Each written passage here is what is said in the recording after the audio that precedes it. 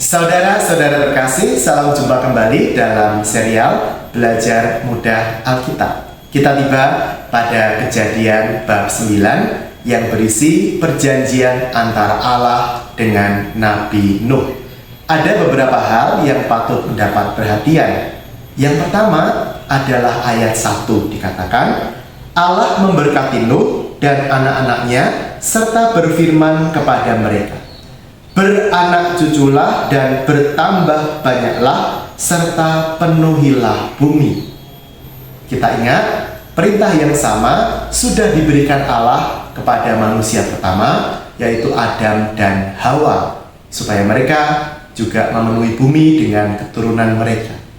Nah, setelah banjir besar yang dialami oleh dunia, janji itu kembali ditegaskan oleh Allah. Artinya apa? Allah setia kepada janjinya, Allah konsisten kepada apa yang pernah diperintahkannya. Maka setelah Allah menghukum pun, setelah Allah memurnikan dengan banjir besar, Allah kembali menegaskan apa yang menjadi kehendaknya, yaitu agar manusia menjadi pemelihara bumi, manusia menjadi puncak dari ciptaan yang melindungi isi dunia ini. Itu poin pertama. Kemudian juga poin kedua ada di ayat 3. Dikatakan, segala yang bergerak yang hidup akan menjadi makananmu. Aku telah memberikan semuanya itu kepadamu, seperti juga tumbuh-tumbuhan hijau.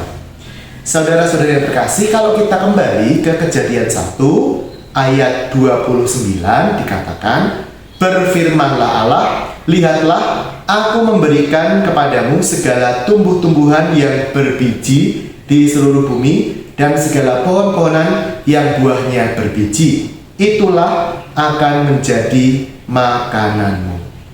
Jadi, di Kejadian 1, Allah baru memberikan izin bagi manusia untuk memakan biji-bijian dan tumbuh-tumbuhan.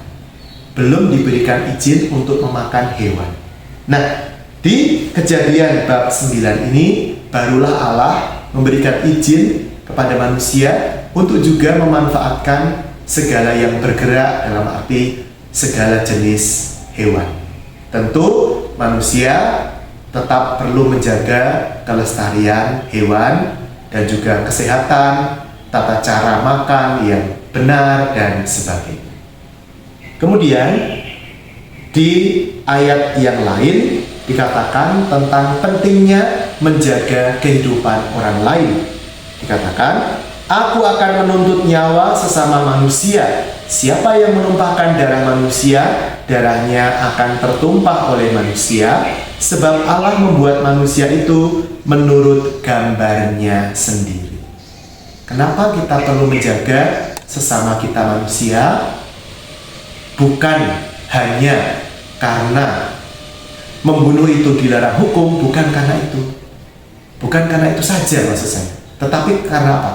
Karena orang lain itu adalah citra Allah, adalah gambaran dari Allah sendiri.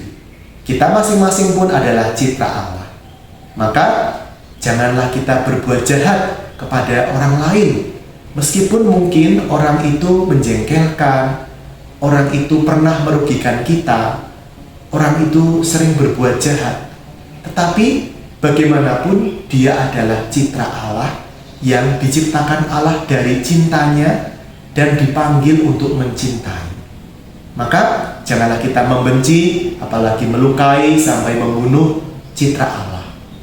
Bahwa citra Allah itu sedang berdosa, mari kita bantu dia untuk bertobat. Seperti kita pun orang yang berdosa rindu untuk dicintai, dipertobatkan oleh Allah sendiri. Semoga Tuhan memberkati kita dalam nama Bapa dan Putra dan Roh Kudus. Amin.